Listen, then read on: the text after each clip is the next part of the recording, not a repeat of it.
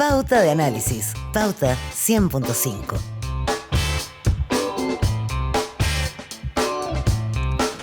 8:07 de la mañana, esto es Pauta de Análisis. Bueno, muchos temas por analizar. Uno es, ¿no es cierto?, en la esfera de lo político, esta aspereza que existe todavía y que se mantiene, por más que se quiso desactivar el lunes un comité político en La Moneda entre el oficialismo y el segundo piso, entre cuáles serían finalmente las funciones de uno y otro, eso sigue vigente, pero que se suma también a la discusión del proyecto de ley de reconstrucción, mega reforma, como le llaman algunos, ley miscelánea.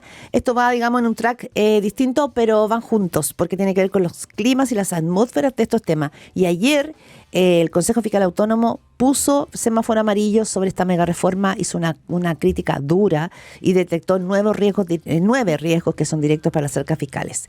Queremos conversar esta mañana con nuestro panelista y analista, no es analista, es cientista político, Cristóbal Belolio. ¿Cómo estás? Buenos días. Hola Cristóbal, buenos días. Conectadísimo además. Un gusto saludarlo. Un día miércoles. Sí, te agradecemos que estés con nosotros hoy, Cristóbal. Lo de ayer que ocurrió con el Consejo Fiscal Autónomo, no nos vamos a meter al dato económico, la recomendación que hicieron, pero políticamente, ¿esto es una oportunidad para el gobierno o es otro problema para el gobierno, considerando que tiene que tratar de sacar adelante una reforma importante para ellos? Oportunidad no es, creo yo, Ya. porque este es un gobierno que se jacta de ser responsable, y si hay algo que está diciendo el Consejo Fiscal Autónomo es que desde el punto de vista de la deuda estructural en Chile en mediano y largo plazo, este proyecto hace agua. Es en castellano antiguo para no meternos en los tecnicismos. Y que algo que todos, las voces que yo he escuchado en este debate, las más técnicas si lo quieres, lo han hecho ver con bastante claridad. Este es un mecanismo, esta reforma es una señal para que los actores económicos desaten las fuerzas creativas del mercado, para ponerlo de forma poética, ¿cierto? Uh-huh. Y hagan crecer la economía. Y en eso casi todos dicen sí. Efectivamente, si tú a los conductores de la economía, a los empresarios, les haces las cosas más sencillas, van a mover esa máquina y eso puede redundar en mayor empleo, puede redundar en prosperidad agregada en el largo plazo, pero aquí hay un problema porque se deja de recaudar. Ahora, los dulces que están presentando para conseguir los votos dejan de recaudar aún más. Eso está así. Sí, pero a ver, la pregunta es ¿cuál es el impacto que tiene, además, ¿no es cierto?, del informe técnico puramente tal? ¿Cuál es el impacto que tiene esta advertencia, estos riesgos que plantea el Consejo Fiscal Autónomo? Esto que dice, lo dijo Evelyn Matei, lo viene diciendo hace mucho rato. Sí. Esto que dice lo han dicho economistas importantes de la plaza. Podrán hoy día decir, bueno, que son tintes políticos, pero en el amplio aspecto de los economistas han planteado estos riesgos. No los ha recogido el ministro de Hacienda, Jorge Quirós. Pero el tema es cómo impacta este informe técnico, claro, sí. Y finalmente en el curso que pueda tener esta ley de reconstrucción. Políticamente yo creo que su impacto es limitado. ¿Por qué? Porque si yo soy un parlamentario, ¿cierto?, que tiene que ir a la feria a vender este proyecto y a justificar mi voto, ¿cierto?, no estoy seguro de que estos sean los argumentos que hagan la diferencia. Y voy a compararlo con un caso donde también todos los economistas de la plaza, todos los centros de estudio estuvieron de acuerdo, que es la pésima idea que era, ¿cómo se llama?, liberar los fondos previsionales para que la gente los ocupara como cajero automático durante la pandemia, ¿cierto? Dime qué voz autorizada no dijo que era una pésima idea, que iba a causar inflación. Todo el mundo lo dijo. Y sin embargo, era una iniciativa tan popular que finalmente los parlamentarios la aprobaron igual. Así que yo creo que los argumentos técnicos en el ámbito político tienen una influencia limitada. No se juegan esto.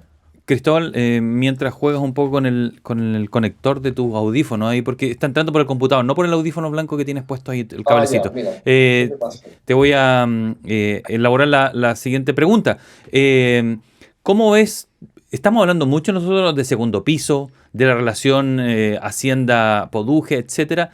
¿Cómo eso lo tiene que interpretar el Parlamento? Porque lo hablábamos recién con el presidente de la Comisión de Hacienda, Agustín Romero, y el diputado decía, créanme que cuando yo voy a la calle, la gente me dice cómo tengo pega y no me pregunta cómo se relaciona la raza con la moneda. Sé que tiene una trascendencia, pero ¿no deja tener lógica eso o sí?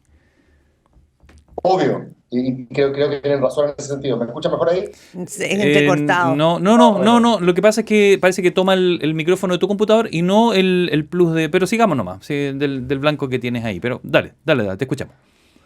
Yo creo que tiene toda la razón, desde el punto de vista de que a la gente estas peleas políticas, como le llamaba Lavín, no son las más relevantes. A nosotros nos interesa, que somos los que estamos más encima de la contingencia, pero el efecto que tiene el mal funcionamiento del gobierno desde el punto de vista de un diseño defectuoso, eso finalmente redunda en la forma como el gobierno aparece frente a la opinión pública, cómo moviliza su relato. Esa cuestión no me parece que es menor. No me parece que por el hecho de que el diputado Romero u otros en la calle se enfrenten a otra discusión, esta no sea relevante. Claro, es que ahí hay un punto bien relevante, ¿no? Y es complejo. Y tiene que ver con tu narrativa, con la que tú, ¿no es cierto?, expones frente a la ciudadanía para darle legitimidad a tus políticas y tu conducción. Pero por otra parte, no es que todo, o sea, a veces hay discusiones técnicas que para la ciudadanía son muy complejas. Entonces, claro, no sé si se pueden poner a competir la discusión del segundo piso, los riesgos que plantea el Consejo Fiscal Autónomo con lo que puede recibir como información alguien en las ferias. O sea, las sociedades modernas tienen distintos espacios de conversación, porque si no trataríamos de traducir todo a la conversación en la calle y no se puede tampoco, ¿no? Sí, insisto, ahí sí me escucha mejor. Ahí sí. Espectacular. Partamos de nuevo. Dale. Yo creo, a ver, lo que pasa no es tanto el problema del segundo piso a nivel de opinión pública, como decía. Yo creo que el problema tiene que ver con que no parece haber una conducción política indisputada, ¿cierto?, respecto de aquellas personas que supuestamente debiesen tenerla. A nosotros hace un tiempo discutimos bastante sobre la importancia de sacarle las tareas de seguridad al Ministerio de Interior de tal manera de que fuese efectivamente un jefe de gobierno, ¿cierto? Claro. Lo hemos discutido hasta el cansancio. Y muchos otros ministros de Interior trataron de jugar de sheriff del condado justamente porque parecía que allí se jugaba su rol ministerial. Hoy dijimos ya, separemos agua, el que debiese llevar la conducción política del gobierno es el ministro de Interior. Y lo que está ocurriendo hoy día es que por el diseño, no tiene que ver necesariamente con las personas que puso Kast en A, B o C ministerio, por el diseño, hoy día esas decisiones parece que radican en el segundo piso, que frente a la opinión pública es un lugar opaz, ¿cierto? Es un lugar oscuro, es una caja negra que parece que no tiene mucha accountability democrático. No digo que los ministros, a diferencia de los sistemas parlamentarios donde son diputados electos y después los llaman a formar gobierno, aquí los ministros también aparecen en febrero, digamos, y la gente los conoce ahí, pero sí tienen ciertas responsabilidades, por ejemplo, en la dimensión constitucional. Se pegan un condoro en castellano y tienen que ir al Congreso a dar explicaciones. El caso del segundo piso en ese sentido es distinto. Así que yo creo que si bien es cierto, estas no son las cuestiones que importan a nivel ciudadano, sí la conducción del gobierno, cómo se estructura el liderazgo, cuál es el mensaje que se transmite, por supuesto que tiene que ver con el diseño y tiene que ver con el funcionamiento interno.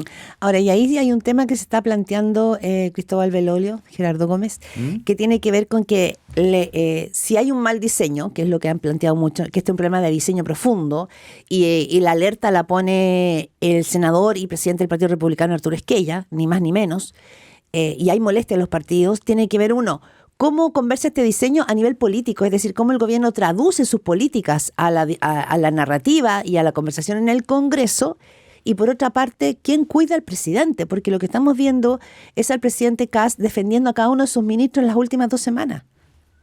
Ese es el riesgo, ¿cierto? Claro. Es el riesgo de un gabinete altamente personalista, en el sentido de que depende de las confianzas exclusivas del presidente. Ahora, para no pasarnos para el otro lado, Claudia, yo creo que no hay diseño perfecto. Esto puede ser algo bastante obvio, ¿cierto? Pero recordaremos que en su momento Frei Ruiz-Tagle tuvo un primer gabinete que estaba compuesto por presidentes de partido o miembros de las directivas de los partidos de la concertación. Estaba Germán Correa en Interior, estaba Genaro Regada, que estaba en la directiva de la DC en estaba Víctor Manuel Rebolledo, si no me equivoco, del PPD, Vocero.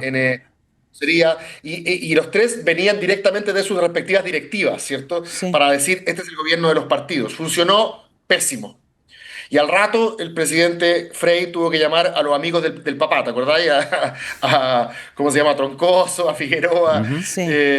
Así que a eso voy, no hay diseño perfecto. Hubo otros que llevaron a su delfín a Interior, ¿cierto? Estoy pensando en Piñera con Gispeter, estoy pensando Peñalillo. en Bachelet con Peñalillo, el modelo como un modelo Montvara, ¿cierto?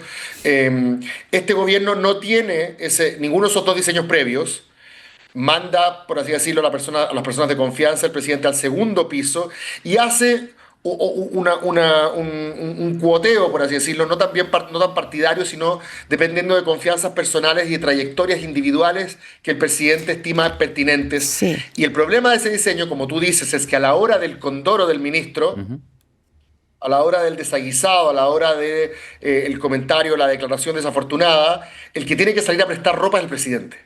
Y usualmente, como tú dices, Claudia, los ministros funcionan para que la sangre no llegue al río, es decir, para que los problemas políticos no le peguen al presidente. La pregunta es cuánto puede durar un diseño donde el presidente tiene que estar permanentemente saliendo a dar explicaciones por los ministros que nombró, entendiendo que tampoco puede hacer un cambio ministerial tan rápido, porque eso sería reconocer abiertamente que hubo un diseño. Una equivocación que no es menor, perdóname mencionar esto, pero si es que hay algo que el José Antonio Kast modo campaña criticó fuertemente, fue la improvisación del gobierno de Boric. Hay un tuit, siempre hay un tuit, recordemos, ¿cierto? Yo creo que nada es peor para este gobierno que el fantasma de las navidades pasadas, ¿cierto?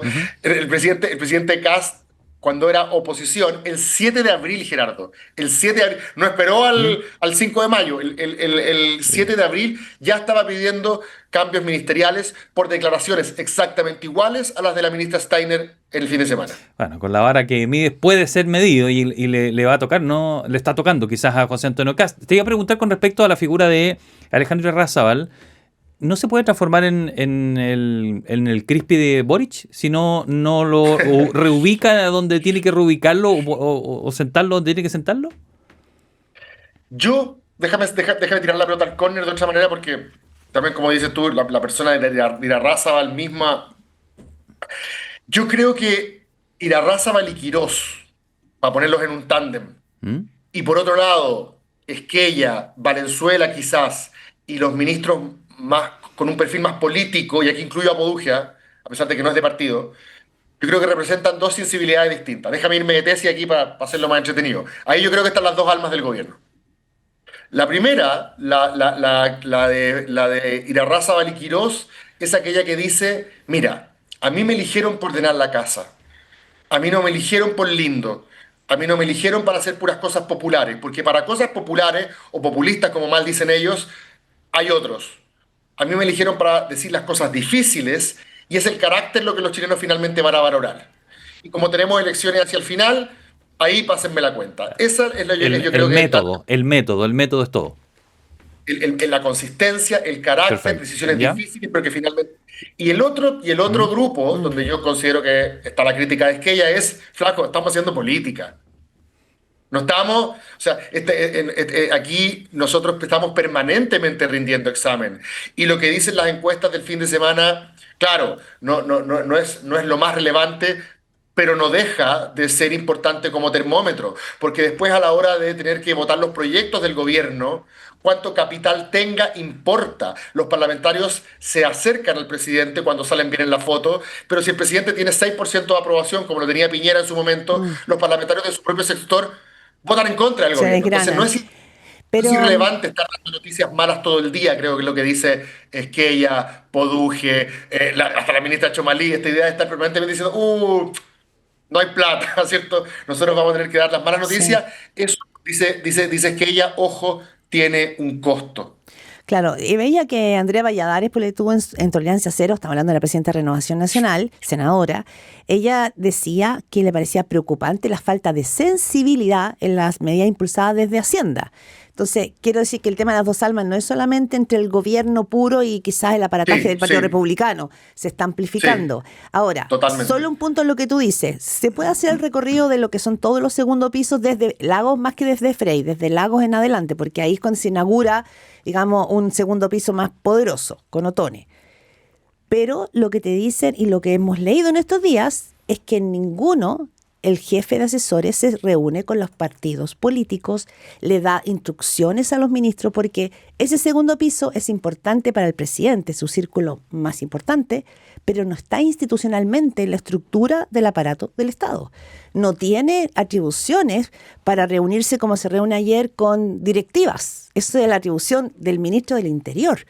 Y eso fue 24 horas después que le dijeron, entonces, no, que le dijeron, no, el ministro del Interior que lo va a llevar y usted allá, y va y se reúne y le dice, lo invita a Cerro Castillo. Entonces, claro, no es lo mismo, pareciera ser el rol que está jugando Irarrázaval, porque la molestia está al interior de los propios, porque se está saltando al ministro del Interior.